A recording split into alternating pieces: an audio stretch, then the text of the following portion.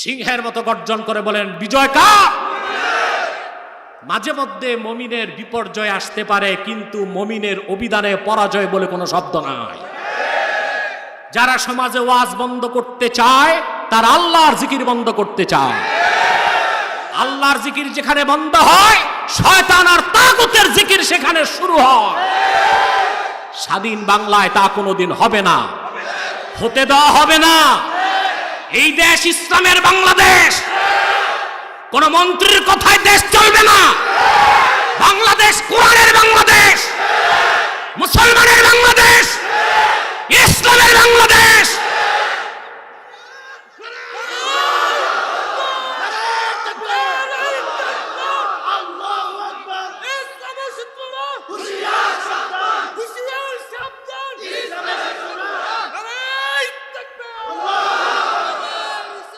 তোমাকে সাল্লাল্লাহু আলাইহি ওয়াসাল্লাম, তোমাকে এই দুঃসাহস কে দিয়েছে রাষ্ট্র ধর্ম ইসলামকে বাদ দিবা বাংলাদেশ থেকে?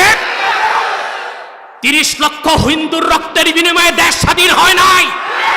30 লক্ষ মুসলমানের রক্তের বিনিময়ে বাংলাদেশ স্বাধীন হয়েছে। যতদিন পূর্বাকাশে সূর্যোদিত হয়ে পশ্চিমে ডুববে, ততদিন বাংলাদেশের রাষ্ট্র ধর্ম ইসলাম থাকবেই থাকবেই থাকবে।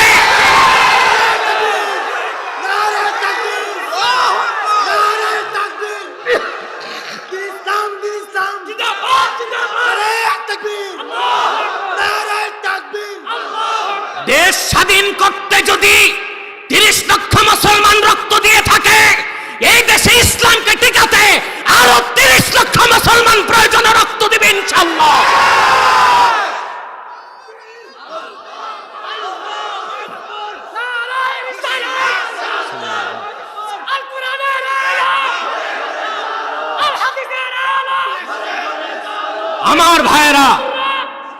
আমার ভাইরা, সংবিধানে তো 4টা কথাই আছে। প্রথমই তো গণতন্ত্র। তুমি কি পড়াশোনা করে এত বড় দায়িত্ব পাইছো? ঘোড়ার ঘাস খাইছো? গণতন্ত্র পড়ো। শুনছেন না সব কথা? তোমাকে প্রশ্ন করছি মন্ত্রী মহোদয়, what's the main conceptions of democracy? গণতন্ত্রের মূল কনসেপ্ট কি বলো? অধিক সংখ্যক জনগণ যা চায় সেটাই গণতন্ত্র তার দাবি হিসেবে পূরণ করে। এই দেশের অধিক সংখ্যক লোক এটাই চায়, রাষ্ট্র ধর্ম ইসলাম। বঙ্গবন্ধু নিজেই বলেছেন যে বাংলাদেশের মানুষ হালের বলদ বিক্রি করে হজ করতে যায়, ইসলামকে ছাড়া সেই বাংলাদেশ চলতে পারে না। মন্ত্রী, তুমি বঙ্গবন্ধুর ইতিহাস পড়ে দেখো। 72-এর সংবিধানে বাংলাদেশ ফিরবে না। 1400 বছর আগে মদিনা মুনাওয়ারার সংবিধানে বাংলাদেশ ফিরে যাবে ইনশাআল্লাহ। এ কথা শুধু আমার নয়, প্রধানমন্ত্রী নিজেও বলেছেন মদিনা মুনাওয়ারার সনদে আলোকে দেশ চলবে। তুমি মন্ত্রী ইসলাম দ্রোহিতা করছো, দেশ দ্রোহিতা করছো, নেত্রীর আনুগত্যকে বর্জন করেছো। 24 ঘন্টায় তুমি লাইভে এসে ক্ষমা চাও, নতুবা সারা দেশ থেকে আমরা প্রধানমন্ত্রীর কাছে দাবি করব তোমার মতো কুলাঙ্গার মন্ত্রীকে বহিষ্কার করা হোক।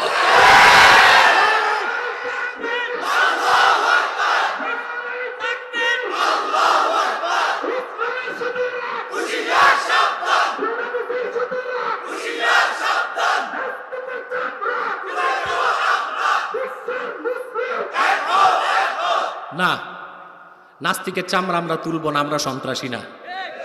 নাস্তিকের কাছে আমরা আল্লাহর কোরআন তুলে ধরব, ঠিক কিনা? দেখছেন তো, বড় বড় নাস্তিক সংশয়বাদী আমার কাছে বসছে। আলহামদুলিল্লাহ, মুহাম্মদ সাল্লাল্লাহু আলাইহি সাল্লামের এই গোলামের কাছে তাদের শোচনীয় পরাজয় ঘটেছে। অনেকে অনেকটা ঘুরেও দাঁড়িয়েছে, ঠিক কিনা? অতএব আমরা নাস্তিকদের চামড়া কেন উঠাবো? তো ভয় তো ওরা পালাই যাবে। আমরা তাদের ভালো ভালো খাবার দাবার দিয়া, নাস্তা পানি করায়া, আদরে সাদরে দ্বীন ইসলামের মহান আদর্শ তুলে ধরবো তাদের কাছে। কি বলেন আপনারা? এটা আমার মানহাজ, এটা আমার, আপনাদেরও হওয়া উচিত এটা। প্রিয় সুধী, কথা বুঝতেছেন? মুখের জিকির জিকির, নামাজ পড়া, ওয়াজ করা, ওয়াজ শোনা, তবে ওয়াজ যদি আওয়াজ না হয় তাইলে জিকির নাকি? আমাদের দেশে অনেক বড় বড় আলেম আছেন, শেখুল হাদিস, মুহাদ্দিস, এই লোকগুলো বক্তা হিসেবে স্টেজে আসে না, কণ্ঠ নাই। সাধারণ জনগণ কণ্ঠের পাগল, এরা ওয়াজ শুনতে চায় না, আওয়াজ শুনতে চায়। বক্তার কণ্ঠ ভালো নাই, চলে যায় মাঠ খালি। আরেক বক্তা ভালো মতো সিবিয়ান তাইসিরও পড়ে নাই, ফার্সি কয়খান গদ মুখস্থ করছে। সোহবতে সালে তোরা সালে তো, সোহবতে তালে তোরা তালে তো। ওয়াজ নাই, আওয়াজ তো আছে, লোকজনের অভাব হয় না। কিন্তু আমি চাই বড় বড় মাদ্রাসার শেখুল হাদিসগণ প্রত্যেক স্টেজে প্রধান বক্তা থাক। তারা যখন কথা বলবেন কোরআন ও সুন্নাহ থেকে কথা বলবেন, ঠিক কিনা বলে? এবং তাদের কথার মাধ্যমে জনগণ উপকৃত হবে এবং হেদায়েত পাবে, ঠিক কিনা বলে? বসো, কেউ দাঁড়িয়ে থাকো, সব বসে যাও, চাটাই নিয়া পাটি নিয়া বসে যাও, নতুবা মাটির মানুষ মাটিতে বসে। প্রিয় সুধী, ওয়াজ করা কি, শোনা কি? এখানে কোন জিকিরের কথা? গোটা 30 পারা কোরআনকে আল্লাহ জিকির বলেছে। আল্লাহ পাক বলেন, ওয়ামান আ'রাদা আন যিকরি ফাইন্না লাহু মাঈশাতান দানকা ওয়া নাহশুরুহু ইয়াওমাল কিয়ামাতি আ'মা قال رب لم حشرتني أعمى وقد كنت بصيرا। আল্লাহ পাক বলেন, ওয়ামান আ'রাদা আন যিকরি, এই যে এটা জিকির, যে ব্যক্তি আমার জিকির থেকে মুখ ফিরালো। জিকির কোনটা? কোরআনকে আল্লাহ কি বলছেন? জিক্র। আল্লাহ বলেন এই পৃথিবীতে তার জন্য থাকবে একটি সংকুচিত রিজিক, অর্থাৎ তার এই সংকুচিত রিজিকের আবার তাফসীর ব্যাপক। তার বিত্ত বৈভব থাকবে, মনে শান্তি থাকবে না, মনে শান্তি থাকবে। আল্লাহ পাক বলেন এই জিকির কোরআন থেকে যে ব্যক্তি তার মুখটা ফিরাবে আল্লাহ তার রিজিককে সংকুচিত করে দিবেন। শুধু তাই নয়, আল্লাহ পাক বলেন অন্ধ করে তারে আমি হাসর ময়দানে উঠাবো। সে ব্যক্তি আল্লাহর কাছে আফসোস করে বলবে, রব্বুল আলামিন, পৃথিবীতে তো আমার দুটো চোখ ছিল, চক্ষুষ্মান ছিলাম, আজকে অন্ধ করে কেন উঠালা? আল্লাহ পাক বলবেন তোমার কাছে আমার কোরআন পৌঁছেছিল, কোরআনের আয়াতগুলো তুমি পেয়েছিলা, কিন্তু সেদিন তুমি কোরআনকে ভুলে গিয়েছিলা, আজকে আমিও ভুলে গেলাম। কোরআনকে আল্লাহ কি বলেছেন? তাহলে আমরা জিকির বুঝতেছি, সকাল সন্ধ্যার জিকির, 5 ওয়াক্ত জিকির, ওয়াজ করা, তোয়াফ করা, হজ করা, যাকাত দেওয়া, রোজা রাখা, 30 পারা কোরআন। এবার আসেন, এখানে আল্লাহ পাক কোন জিকিরের কথা বলেছেন? প্রশ্ন আসেন। আল্লাহ পাক বলেন ইযা যুকিরাল্লাহ, এই জিকিরের ব্যাখ্যায় হাফেজ জালালউদ্দিন সুয়ুতি রাহমাতুল্লাহ লিখেছেন, এখানে জিকির মানে হচ্ছে ওয়াঈদুল্লাহ, আল্লাহ যত ধমক দিয়েছেন সেই ধমককে আল্লাহ জিকির বলেছেন। ইবনু কাসির তাফসীর লিখেছেন আহকামুল্লাহ, আল্লাহ আল্লাহর পক্ষ থেকে যত বিধান দিয়েছেন, সুবহান, এই সব বিধান হচ্ছে জিক্র। চুরি করলে হাত কাটা, জেনা করলে পাথর বর্ষণ, ঠিক কিনা? শরাব খেলে 80 দোররা, মানুষ হত্যা করলে হত্যার বদলে, এটা হচ্ছে আল্লাহর আইন। এটাকে বলা হয় আহকামে শারঈয়্যা। আহকামে, এই সমস্ত শরীয়তের বিধিবিধান বা কোরআনের আইনকে আল্লাহর জিকির বলা হয়েছে। এই জিকির আছে আমাদের মধ্যে? কথা বলেন। বরং এই জিকিরের কথা বললে বলা হয় আমরা মৌলবাদী। কি বলা হয়? মৌলবাদী না, আমরা আল্লাহ ও তার রসুলের দেওয়া প্রত্যেকটি আইনকে, বিধানকে ইবাদত হিসেবে গ্রহণ করেছি। আল্লাহ তার রসুলের আইন আমাদের সমাজ ও রাষ্ট্রে নাই বলেই তো পৃথিবীর কোথাও ন্যায় বিচার নাই। আমাদের এক বিচারপতি দুঃখ করে বললেন গত সপ্তাহে, বিচারের বাণী নিভৃতে কাঁদে। আমি বলি না, এখন বিচারের বাণী আদালতের বারান্দাতেই কাঁদে, সবাইরে দেখায় দেখেই কাঁদে, ঠিক কিনা?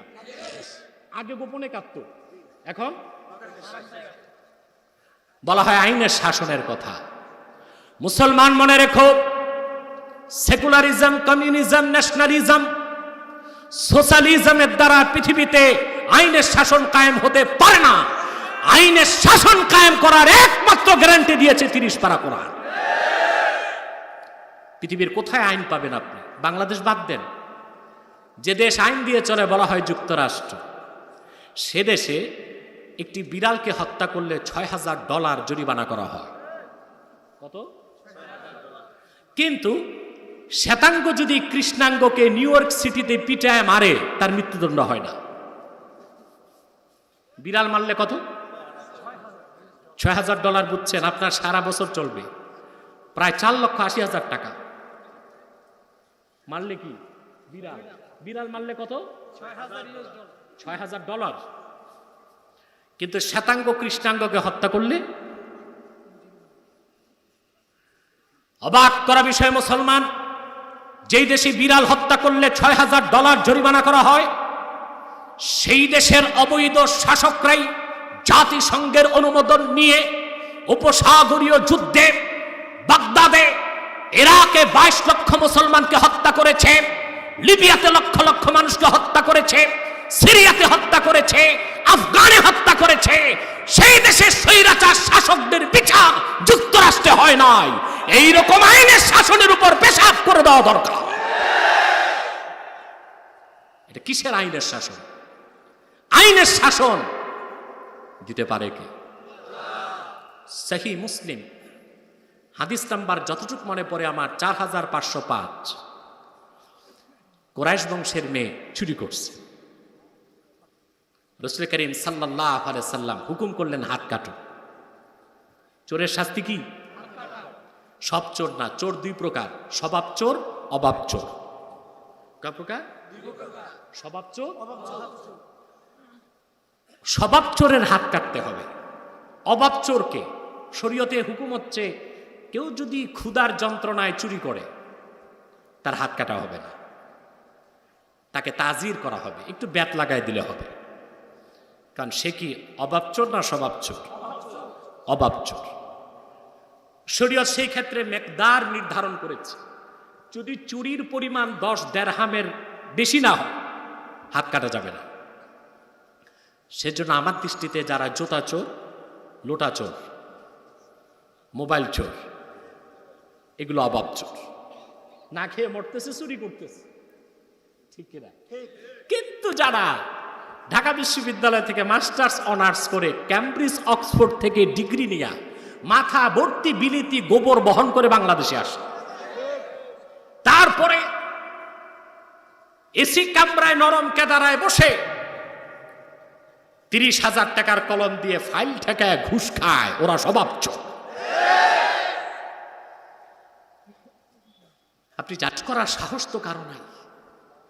আল্লাহ রাসূল সাল্লাল্লাহু আলাইহি ওয়াসাল্লাম আদর করতেন হযরত যায়েদের ছেলে ওসামাকে, বাচ্চা মানুষ। সাহাবায়ে কেরাম ওসামাকে বলেন, ওসামা তুমি যে রাসূলুল্লাহর কাছে বলো কুরাইশ বংশের উচ্চ বংশের মেয়ে, তার হাত না কেটে পারা যায় কিনা? সুপারিশ শুনে আল্লাহ রাসূল বুঝলেন এটা বাচ্চা সুপারিশ না, এটা বড়দের সুপারিশ। সহিহ মুসলিম 4505 নম্বর হাদিস। আল্লাহর হাবিব মসজিদ নববীর মিম্বরে বসে ছোট্ট একটা খুতবা দিলেন। খুতবার এক পর্যায়ে বললেন, সাহাবায়ে কেরাম শুনে রাখো, ওয়া আইমুল্লাহ লাউ আন্না ফাতিমাতা বিনতে মুহাম্মদ সাল্লাল্লাহু আলাইহি ওয়াসাল্লাম সারাকাত লাকাতাতু ইয়াদাহা। আল্লাহর কসম, আজকে যদি আমার মেয়ে ফাতেমাও চুরি করত, আল্লাহর কসম আমি নিজে তার হাত কেটে দিতাম। এটা আইন। এটা কি? এটা আইনের শাসন। এটা কি? আইনের শাসন। এই আইনের শাসন দিতে পারে কে? এই কোরআনে আর রাসূলুল্লাহর হাদিসে যত আইন এসেছে এই সবগুলোকে আল্লাহ বলছেন যিকর। কি বলছেন? সূরা আনফাল 2 নম্বর আয়াতে সেই জিকিরের কথা আল্লাহ বলেছেন, ইযা যুকিরাল্লাহু ওয়াজিলাত কুলুবুহুম, যখন খাঁটি মুমিনগণের সামনে আল্লাহর বিধান চলে আসে, আল্লাহর বিধান শোনানো হয়, সেই বিধানকে মানার জন্য তাদের মনটা প্রস্তুত হয়ে যায়। সুবহানাল্লাহ বলবেন না? এখন বাংলাদেশে রাগ করবেন না, 3 লক্ষের উপর মসজিদ আছে, হাজার হাজার মাদ্রাসা আছে, খানকা আছে, পীর আছে, মুরিদ আছে, সবাই সকাল সন্ধ্যার জিকির করছে, কিন্তু যে জিকিরকে আল্লাহ ফরজ করে দিয়েছেন জমিনে কায়েম করা, সেই জিকিরের খবর খুব কম। ঠিক কিনা বলেন? সেই জিকির কোনটা? আহকামে শারঈয়্যাহ। আহকামে আমরা শরঈ আহকাম চাই। আমাদের স্লোগান হবে বাংলার মুসলমানের সেন্টিমেন্ট আল কোরআনের পার্লামেন্ট। স্লোগানটা মনে থাকবে? বাংলার মুসলমানের সেন্টিমেন্ট আল কোরআনের পার্লামেন্ট। সেটা হলেই এই জিকিরটা চালু হবে বাংলাদেশে। নতুবা খানকার জিকির চলবে, মসজিদের জিকির চলবে, মাহফিলে জিকির চলবে, হালকা জিকির চলবে, আল্লাহ যে জিকিরের কথা বলেছেন তা হবে, আর আমরাও পরিপূর্ণ মুমিন হতে পারবো না। এখন আসেন, এই জিকিরের সাথে আল্লাহ সম্পর্ক করলেন কলবের। আল্লাহ বলেছেন কুলুবুহুম। কি বলছেন? কলবের বহুবচন হচ্ছে কুলুব। আপনাদের কলব আছে না? কলব ছাড়া বলেন তো কি? কালব না, কালব হইল কুত্তা। কালব বলবেন না, কালব তো কুত্তা। কলব কি বলবেন? এটা আপনার বাম বুকের 2 আঙ্গুল নিচে, তবে মাথাটা ডান দিকে মাঝ বরাবর, আর রুহুটাও মাঝে থাকে। কোথায় থাকে? সুবহানাল্লাহ। এই যে অন্তর, কলব, এটা আসল। এটা কি? এটা ঠিক, মানুষটা ঠিক। এটা বরবাদ, মানুষটা বরবাদ। আমি বলে থাকি একটা মানুষ, human body as like state. মানুষের দেহটা একটা দেশের মতো। কিসের মতো? আর সেই দেশের রাজধানী হচ্ছে হৃদয়। হৃদয় ঠিক, দেহ ঠিক। হৃদয় বরবাদ। মডার্ন ওয়ার পলিসি, বর্তমান যুদ্ধ নীতিও এটাই বলে, রাজধানী যার দখলে দেশ তার দখলে। রাজধানী যার দখলে, শয়তান এটা ভালো করে জানে। এই জন্য শয়তান মানুষের নাক দখল করে না, কান দখল করে না, মাথা দখল করে না, দখল করে কি? রাজধানী। ও জানে রাজধানী আমার দখলে, মানুষটা। এটা বিশ্বাস করলেন না? হাদিস সাক্ষী, শয়তান ঘুমায় রাতের বেলা মানুষের নাকে। আপনাদের নাক হচ্ছে শয়তানের বেডরুম। ফজরের সময় যখন ওযুতে নাকে পানি দেন, শয়তান পালায় যায়। কিন্তু যেই অধম ফজর নামাজটা বাদ দিয়ে দেয়, শয়তান আরাম করে ঘুমায়। সূর্য ওঠার পর শয়তান আর ঘুমায় না, তার সময়ের মূল্য আছে। ঘুম থেকে উঠার পর সে কি করে? বেনামাজি ব্যক্তির কানে পেশাব করে, তারপর চলে যায়। এটা সহিহ বুখারীর হাদিস। রাসূল করিম সাল্লাল্লাহু আলাইহি ওয়াসাল্লামের কাছে বলা হলো যে এক ব্যক্তি ফজর নামাজ পড়ে না, আল্লাহর হাবিব বলেছেন বালা শায়তানু ফি উযনিহি, শয়তান তার কানে পেশাব করছে। কি করছে? ফজর নামাজ পড়েন তো আপনারা? কথা বলেন, শুনতেছেন আমার কথা না ঘুমাচ্ছেন? কে কি ঘুমান একটু হাত তুলে দেখান। একজন পাওয়া গেছে। শয়তান ঘুমায় মানুষের নাকে, কিন্তু সে দখল করে মানুষের অন্তর। হাদিসে এসেছে, আল্লাহর হাবিব বলেছেন আশ-শায়তানু জাসিমুন আলা কলবি বানি আদম। শয়তান শক্তভাবে আসন গেড়ে বসে যায় মানুষের অন্তরে। ইদা যাকারা ফাখানাসা ওয়া ইদা গাফালা ফাওয়াসওয়াসা।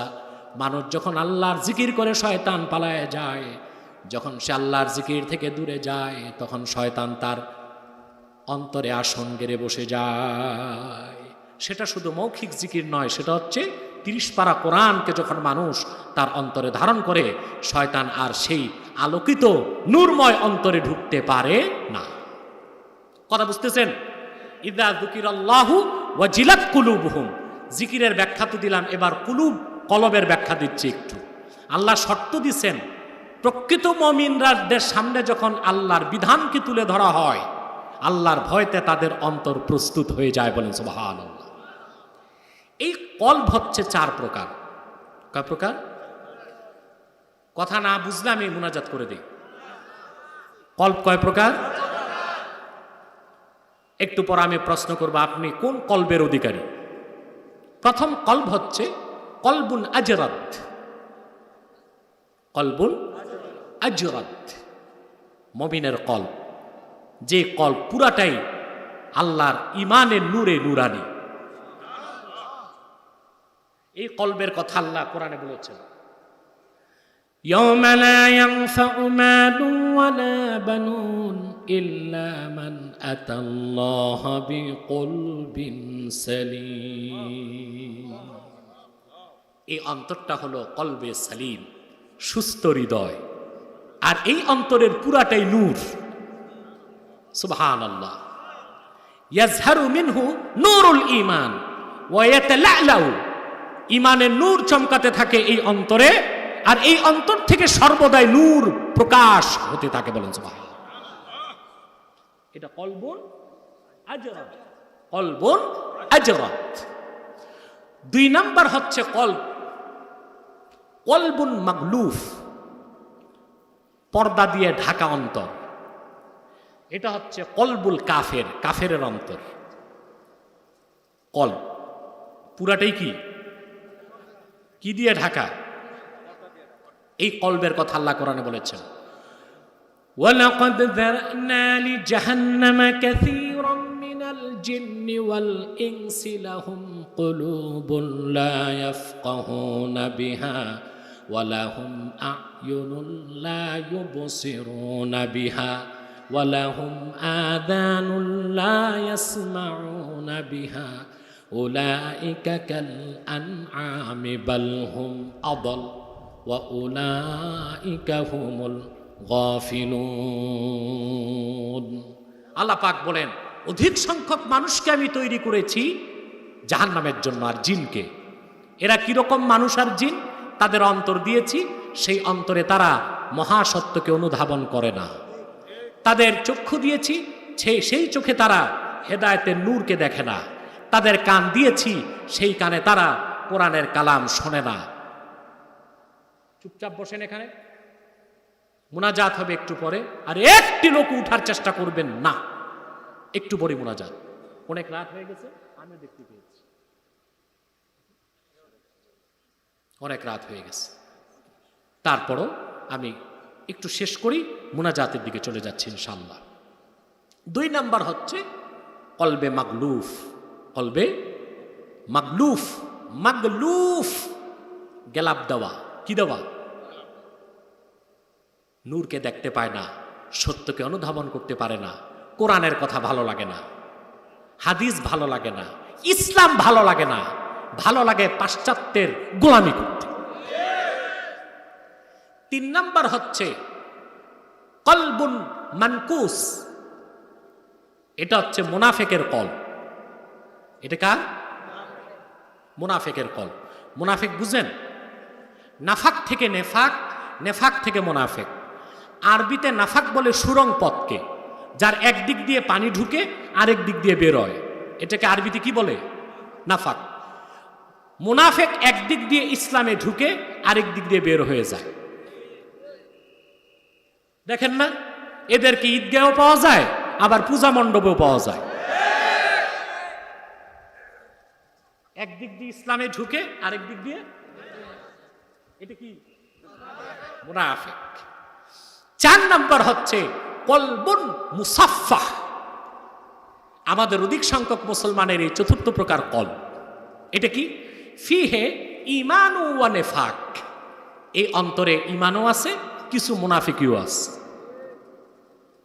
মাসালুল ঈমান কামাসালিল বাকলা ইয়ামুদ্দুহাল মাউত তাইয়্যিব এই অন্তরের ইমানটা হচ্ছে সবুজ শাক সবজির মতো, পানি পেলেই বড় হয়। আর এই অন্তরে যে মুনাফিকিটা, ওইটা কামাসালিল কুরহা ইয়াবুদ্দুহাল কাইহু, সেটা হলো ঘা, আহত ক্ষত স্থানের মতো, যেখানে পুষ থাকে, দূষিত রক্ত ওই পুষকে বাড়াইতে থাকে, ঘা বাড়তে থাকে। এই চতুর্থ প্রকার কলব হচ্ছে বাংলাদেশের অধিকাংশ মুসলমানের। সেই জন্য ওয়াজ মাহফিলও ভালো লাগে, আবার ডিজে পার্টিও ভালো লাগে, ঠিক কিনা বলেন? ওয়াজ মাহফিলও, ডিজে পার্টি ভালো লাগে। কোরআন হাদিস মানে, দাড়ি টুপি জুব্বা কুর্তা ঠিকই আছে ইমানের কারণে, কিন্তু ইসলামী শরিয়া, ইসলামী আইন, ইসলামী রাষ্ট্র মানতে মন চায় না। ওই যে মুনাফিকি আছে, টানটা একটু পশ্চিমাদের প্রতিও আছে, ঠিক কিনা? তাহলে কল্প কয় প্রকার? আমাদের দরকার কোনটা? প্রথমটা, কলবুন আজরাত, যে কলবের পুরাটাই ইমানের নূরে ভরপুর। আল্লাহ পাক সেই কলবের কথা বলেছেন, ইযা যুকিরাল্লাহু ওয়াজিলাত কুলুবুহুম, খাঁটি মুমিন তো তারাই, আল্লাহর জিকির, আল্লাহর বিধান, আল্লাহর হুকুম যখন তাদের সামনে তুলে ধরা হয়, তাদের অন্তরটা আল্লাহর সামনে নত হয়ে যায়, আল্লাহর বিধানকে মেনে নেয়। ওয়া ইযা তুলিয়াত আলাইহিম আয়াতুহু যাদাতহুম ঈমানা, আর কোরআনের সংস্পর্শে যত বেশি তারা আসে, তাদের ইয়াকিনটা বাড়তেই থাকে। এতটুকু বুঝছেন? কথা বলেন, শেষ কথাটা বলে দেই, ওয়া আলা রাব্বিহিম ইয়াতাওয়াক্কালুন, খাঁটি মুমিনগণ সর্বাবস্থায় তাওয়াক্কুল করে আল্লাহর উপর। কার উপর? জোরে বলেন, কার উপর? আমরা কার উপর ভরসা করি? যতক্ষণ পর্যন্ত নিরঙ্কুশভাবে আমার আল্লাহর উপর তাওয়াক্কুল না করবেন, ততদিন পর্যন্ত সাহায্য আসবে না। পৃথিবীর ইতিহাসও তো তা সাক্ষী দেয়। 1921 সালে খেলাফতে ওসমানিয়ার অবসান ঘটল। 100 বছর হয়ে গেছে। কত সালে? 1921 সালে দুনিয়ার সমস্ত শয়তান তাগুত কাফেররা একত্রিত হয়ে ব্রিটেনের নেতৃত্বে খেলাফতে ওসমানিয়াকে দুনিয়া থেকে বিদায় করল। 100 বছরে মুসলমান খেলাফত কায়েম করতে পারে নাই। কেন পারে নাই? মুসলমান কোরআনের দিকে ফিরে নাই, আল্লাহর উপর তাওয়াক্কুল করে নাই। ইতিহাস সাক্ষী দেয়, খেলাফত অবসানের পরে জামালউদ্দিন আফগানি আবিষ্কার করলো প্যান ইসলামিজম, খেলাফত না, ইসলামী রাষ্ট্রের ঐক্য। মিশরে জামাল আব্দুল নাসের, আনোয়ার সাদাত, তারা কায়েম করলো সেকুলারিজমকে। তুরস্কে মুস্তাফা কামাল পাশা আতাতুর্ক, আমি বলি সে তুরস্কের জন্য আশীর্বাদ নয়, অভিশাপ ছিল। সে সেখানে কায়েম করলো ন্যাশনালিজমকে। 57টি মুসলিম রাষ্ট্রের 2-1টি ছাড়া সবাই গ্রহণ করলো মানবরচিত তন্ত্র মন্ত্রকে। আল্লাহর উপর ভরসা করলো না, ভরসা করলো জাতিসংঘের উপর। ঠিক কিনা? ঘুরে দাঁড়ালো তারা সেকুলারিজম, ন্যাশনালিজম, কমিউনিজম, সোশ্যালিজমের দিকে। আল্লাহ সাহায্য আসে নাই। যখনই 100 বছর পরে একদল মুসলমান আবার আল্লাহর খেলাফত কায়েমের জন্য ঘুরে দাঁড়ালো, মধ্য এশিয়াতে আল্লাহর আকাশ থেকে সাহায্য চলে আসলো। ঠিক কিনা বলেন? তাওয়াক্কুল কার উপর করবে? বুক ভরা শ্বাস নিয়ে বলেন, তাওয়াক্কুল কার উপর হবে? যতক্ষণ পর্যন্ত আল্লাহর উপর পূর্ণ মাত্রায় ভরসা না হবে আপনার, আল্লাহর সাহায্য আসবে না, আপনি মুমিন হবেন না।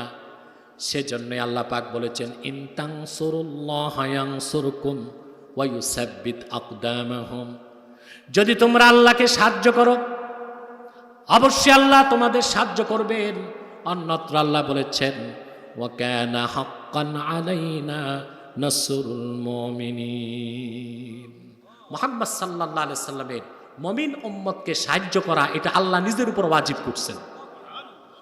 তাহলে আমরা যদি আল্লাহ সাহায্য চাই, আল্লাহর নুসরত চাই, আসমানের সব দরজা খুলে বারাকাত কারামাত, হাসানাত, সাকানাত নাজিল হোক আমাদের দেশে। যদি তা চাই আমাদের কি হতে হবে? মুমিন। কি হতে হবে?